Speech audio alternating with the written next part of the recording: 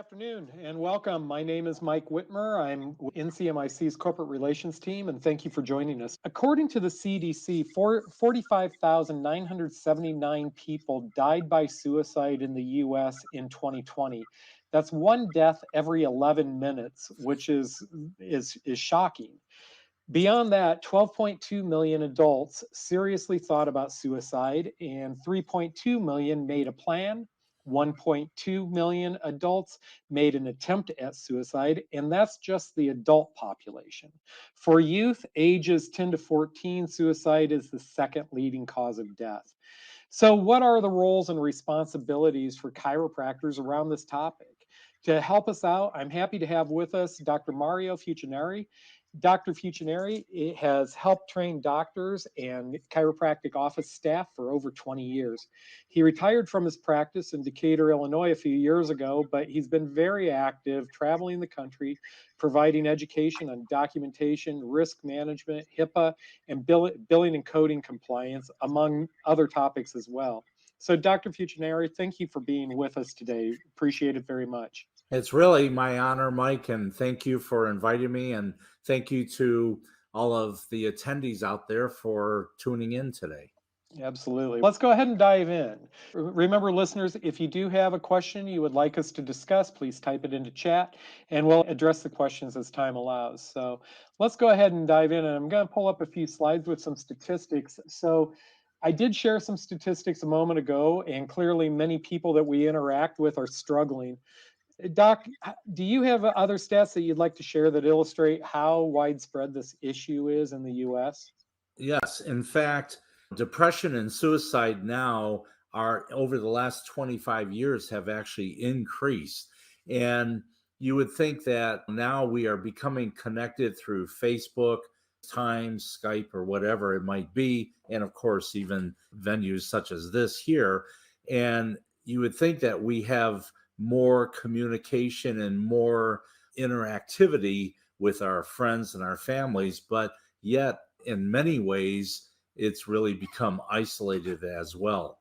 And when you think about that, in the suicide, as you had mentioned in the introduction, the suicide in the US has actually increased, not so much all over the world, but in the US it has increased, and now it's at a rate of 13.9 people per every 100,000. So you can think that suicide might be isolated, but in fact, it's really, we don't hear about that because of the stigma associated with suicide as well.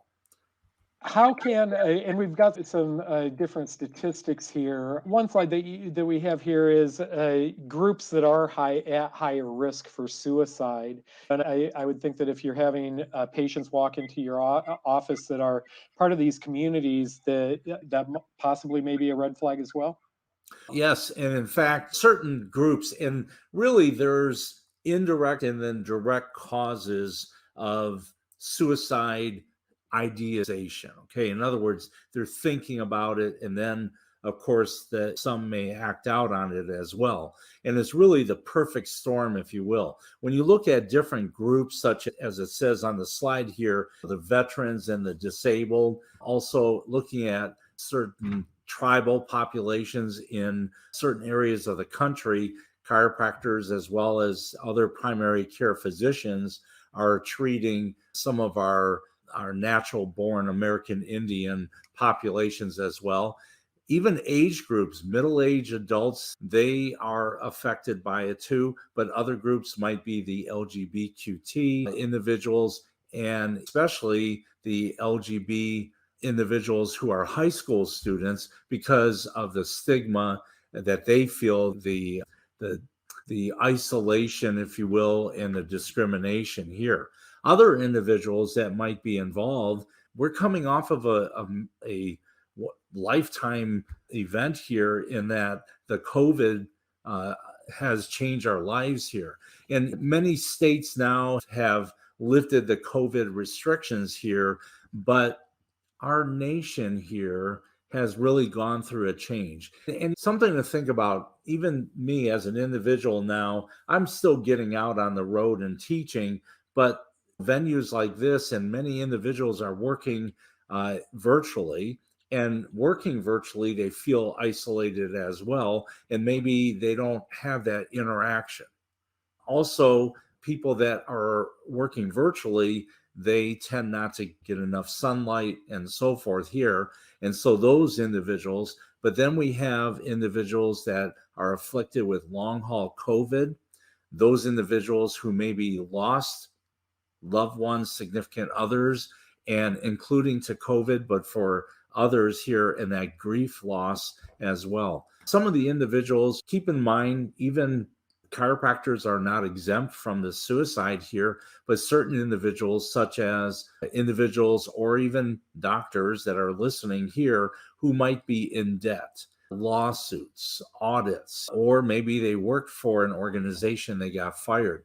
When we look at all of these confluence of factors, I call it, when that all comes together, that's what actually populates or produces the perfect storm. Yeah. So, how can chiropractors recognize the patient that may be struggling with and at risk of suicide?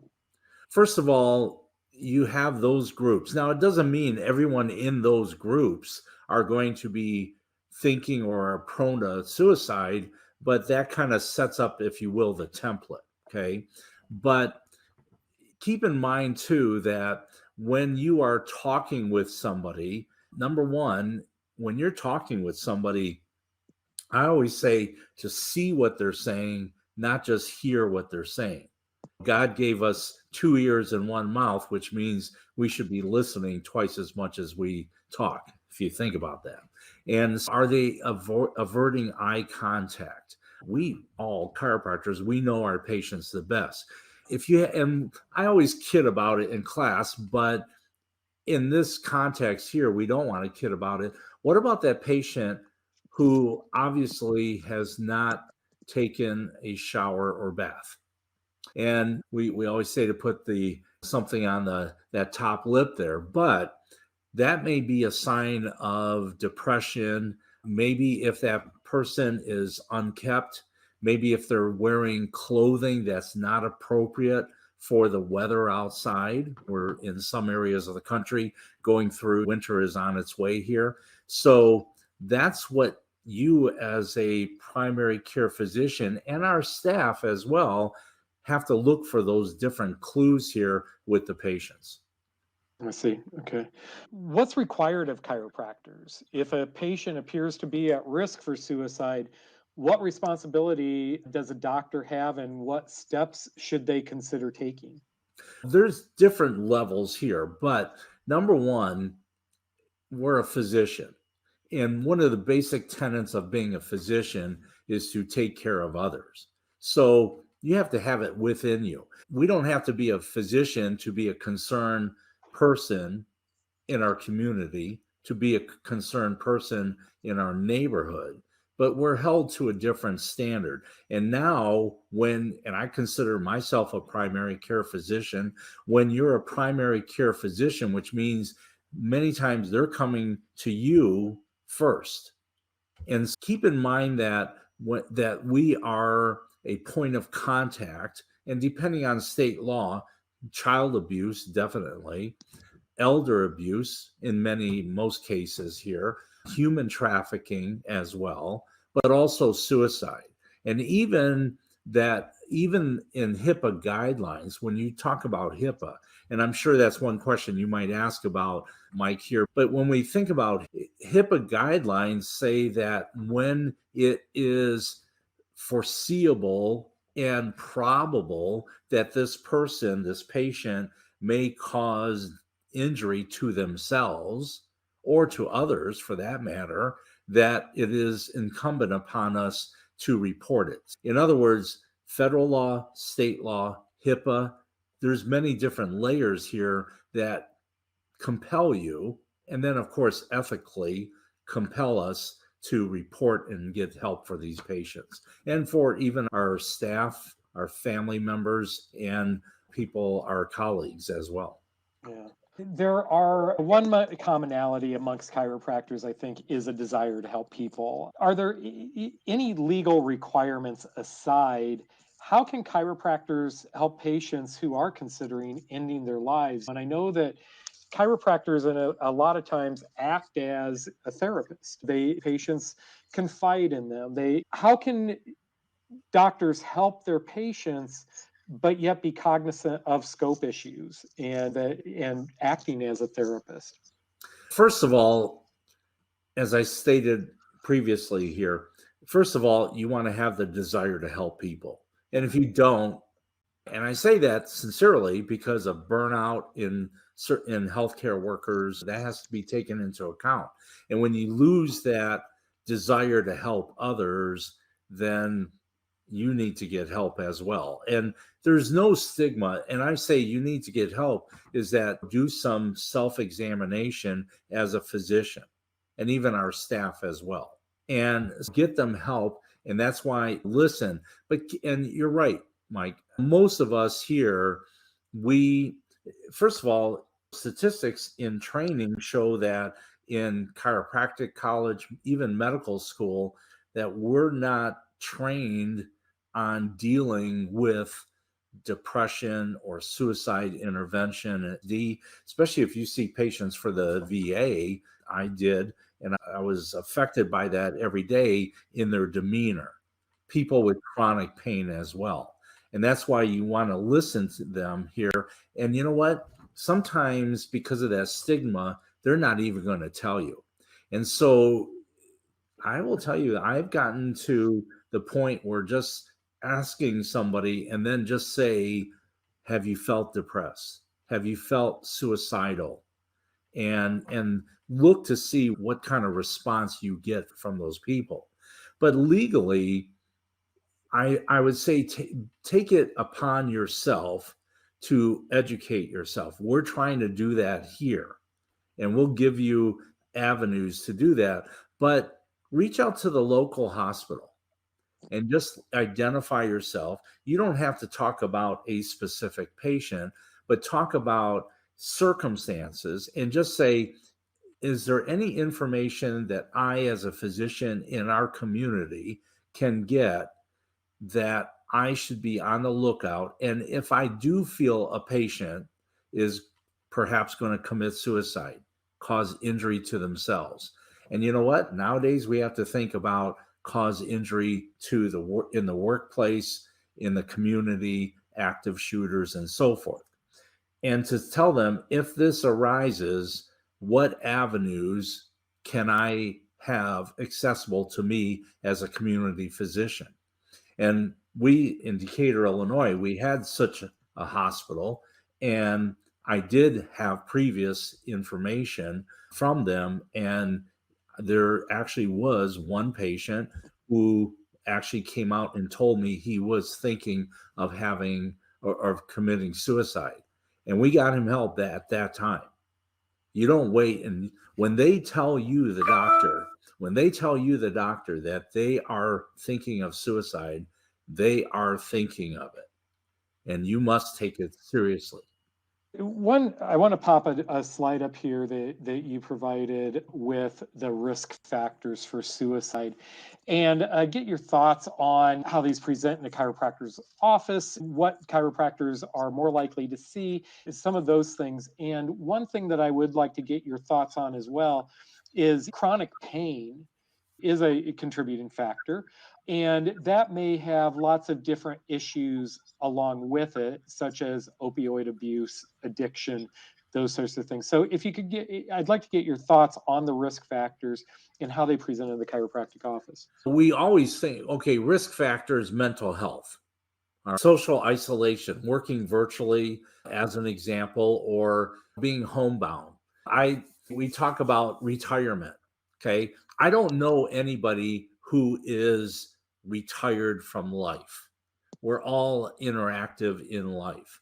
And I will tell you that I live now in a 55 and older community, but when I look, people always have something to do.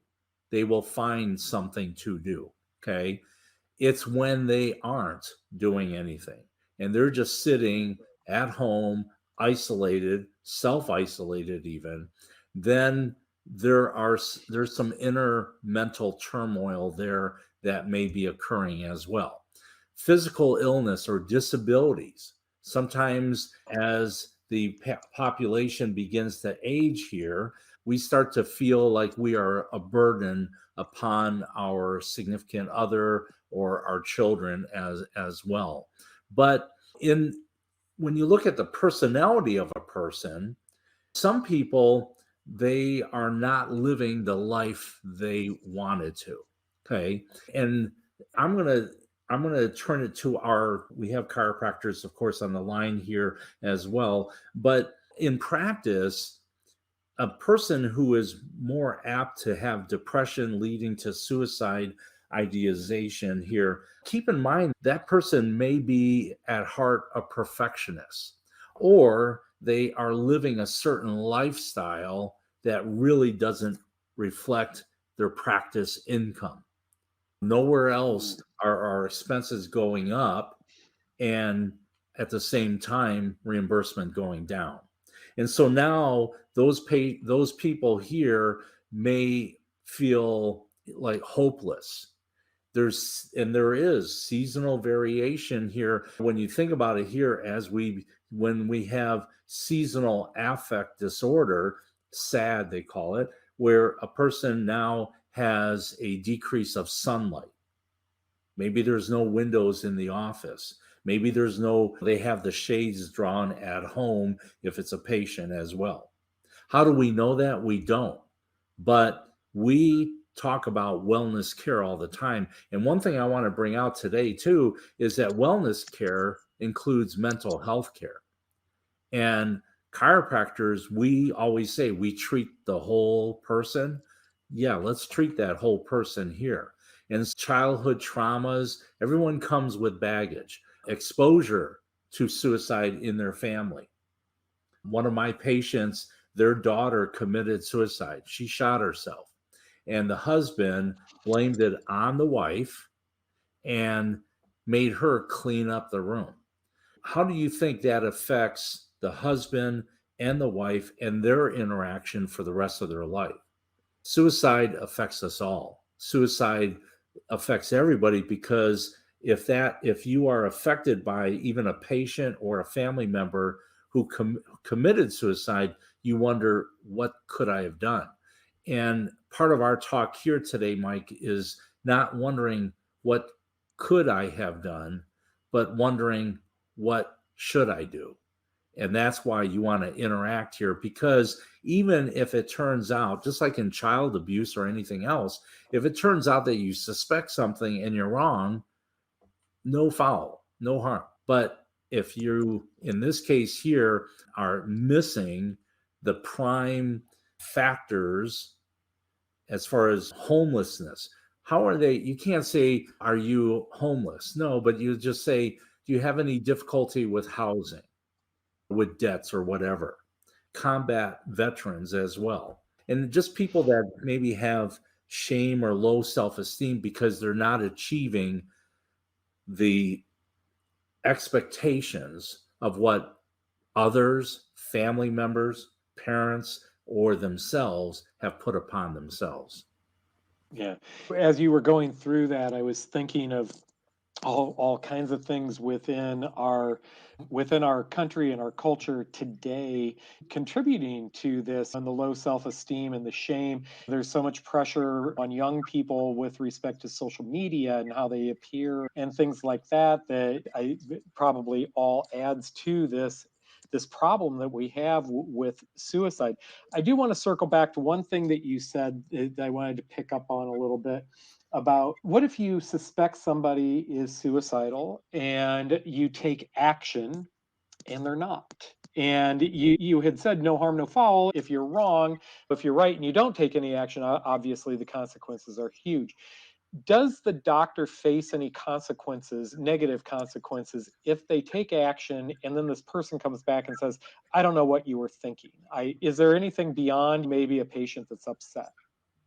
I will tell you, and I have deeply studied HIPAA and different law, and I have never seen anything that would come back on us. A patient can file a lawsuit at any time.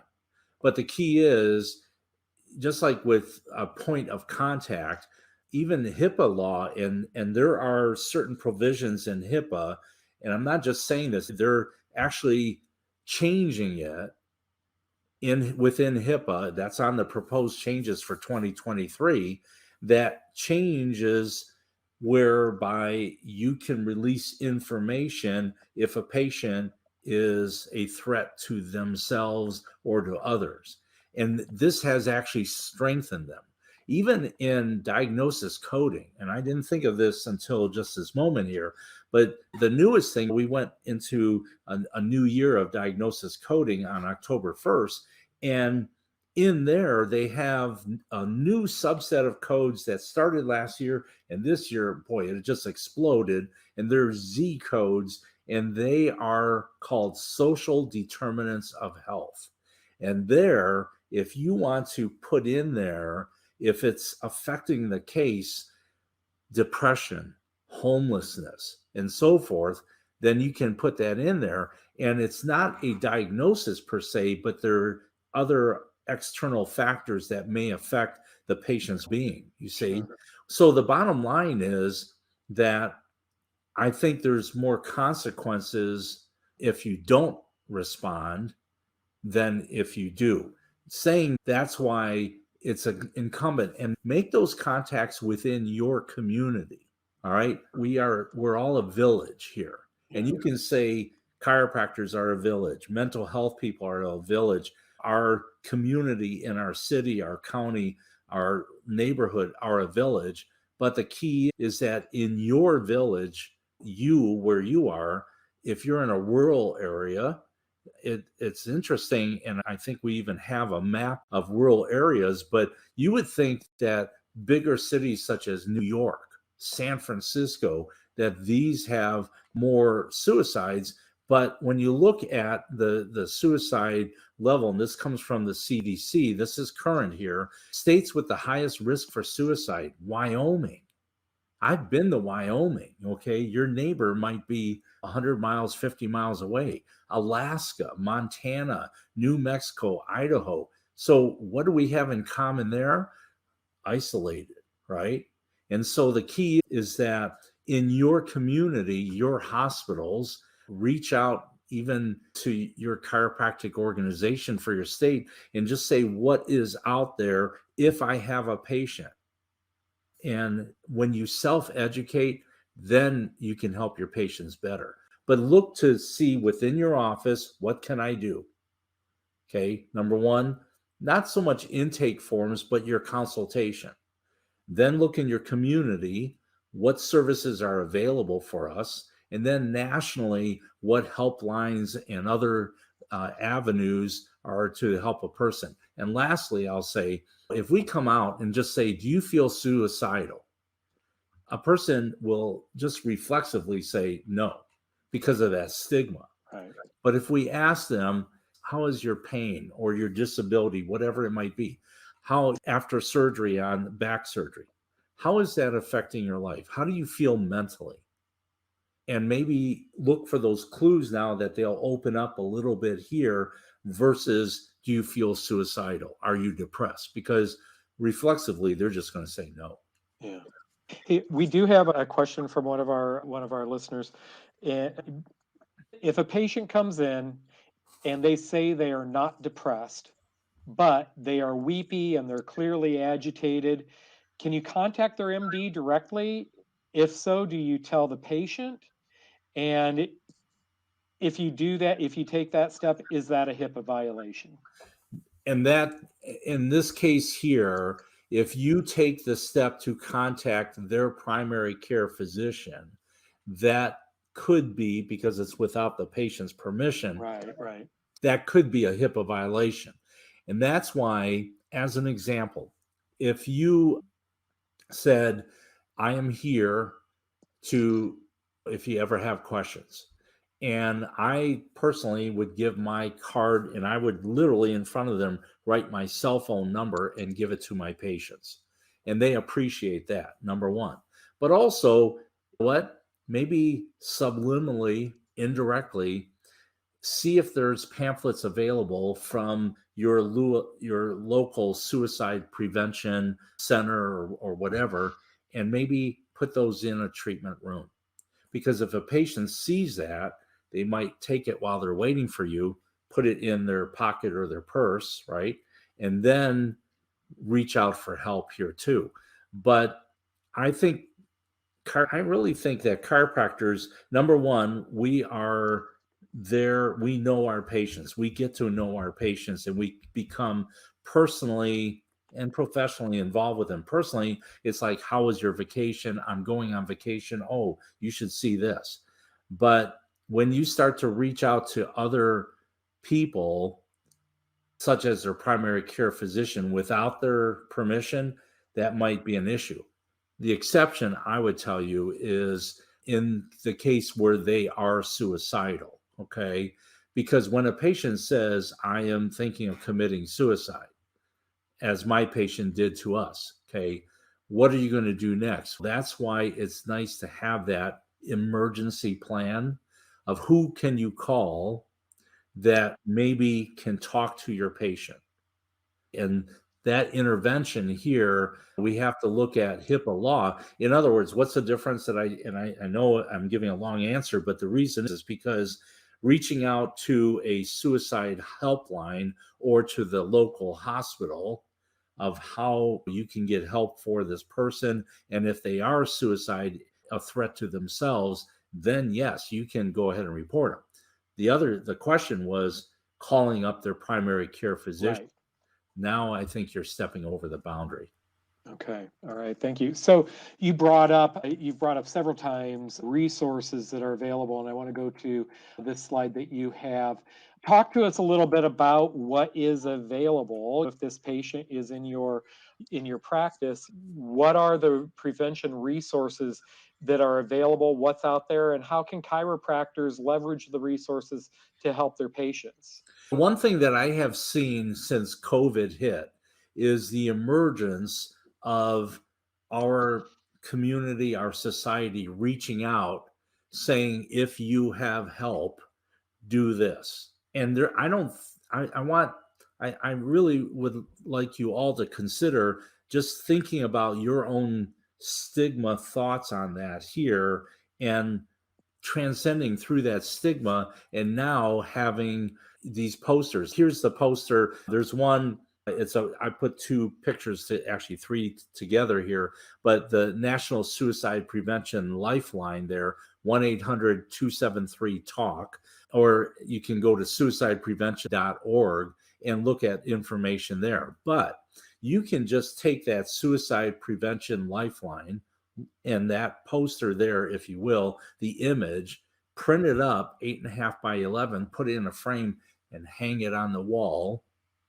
And if you have a bilingual practice, it's available in Spanish as well, other languages, I'm sure. But the key is hang it on the wall and have it there in case a person is afflicted with it.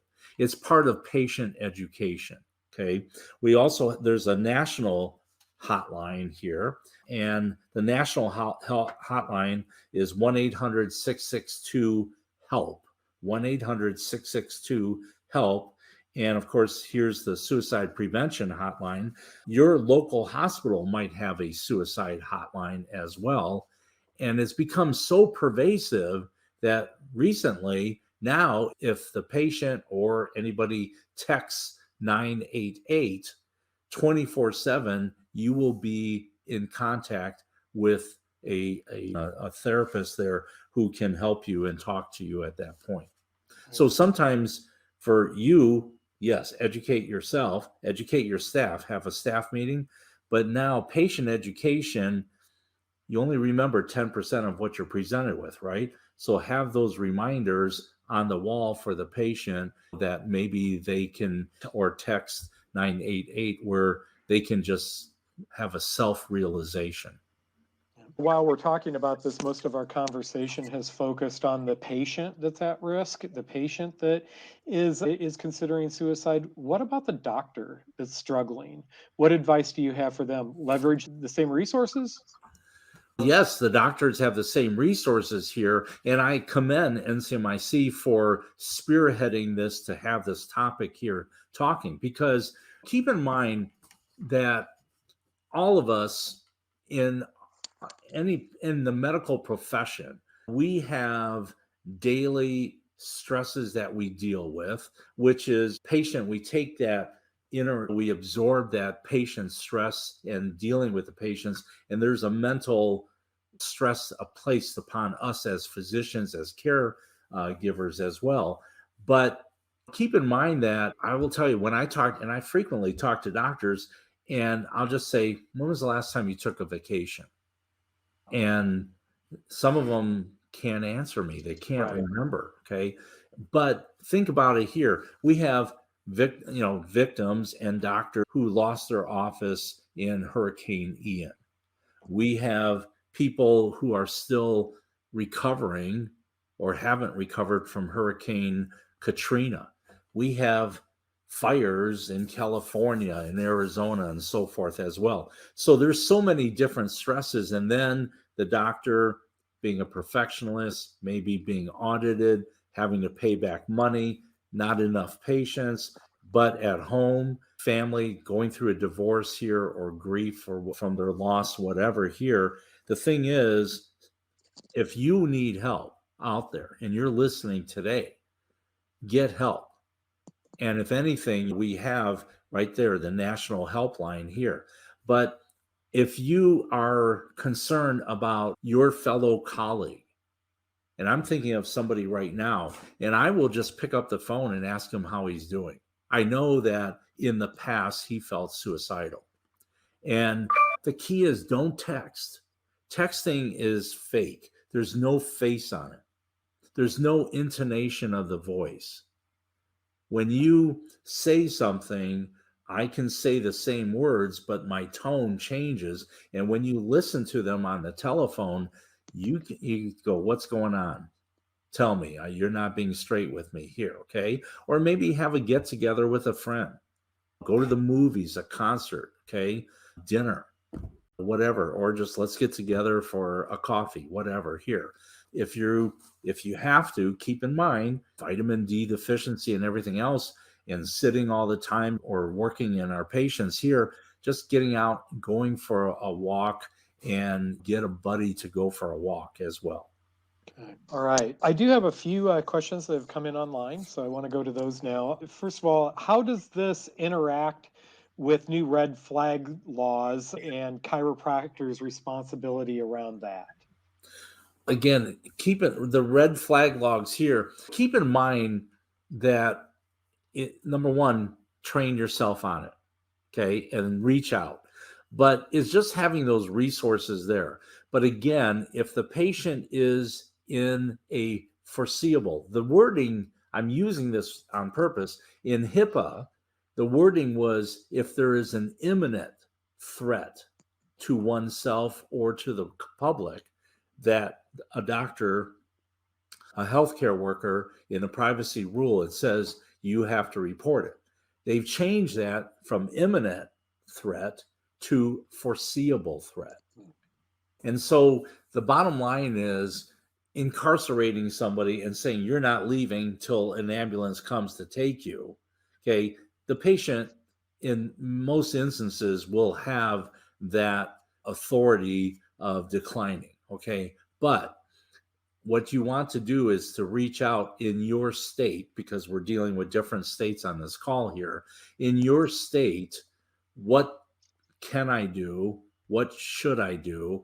And make sure you get the appropriate help for that patient.